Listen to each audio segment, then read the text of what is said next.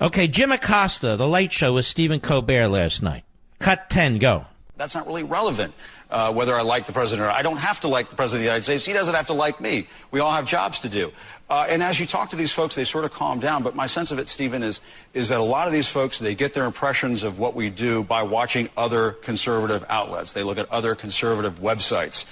And these folks are focused on the coverage of the president's behavior more so than they are the president's behavior. And to me, I think that the president's behavior is more newsworthy than our coverage. But a lot of these folks out there, they're getting... Well, that's interesting coming from a drama queen. Now let's go to cut 11, too. Go ahead. We have had to be fact checkers in real time. We have had to try to tell the truth in real time. When the president says, Barack Obama wiretapped me... There's the clapping seals. Go ahead. Barack Obama wiretapped me at Trump Tower. Not true. All right, let's just stop there.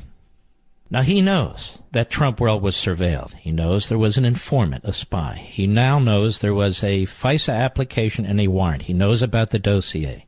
Let me tell you why Jim Acosta is a fraud, even though he says we have to keep fact-checking the president.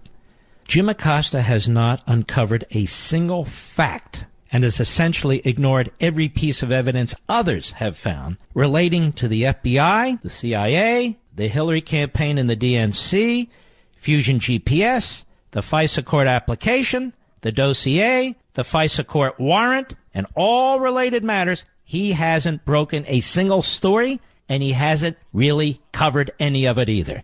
So he feels his job is to protect the Obama operatives who operated during the course of the campaign and to refocus the American people on the President of the United States, as if the President of the United States is the cause of these issues. That's not a reporter looking for facts. That's not a fact checker. That's a man on a mission. And that's what Jim Acosta is. He is a drama queen, a drama king, if you will, and his point is not to report.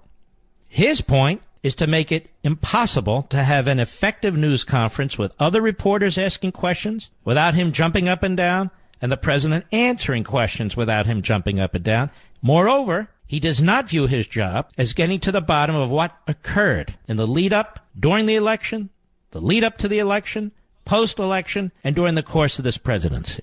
So you'll hear him yell out things like, Mr. President, will you answer the questions if Mueller asks you? Mr. President, will you this? He doesn't ask any questions that anybody hasn't already thought about.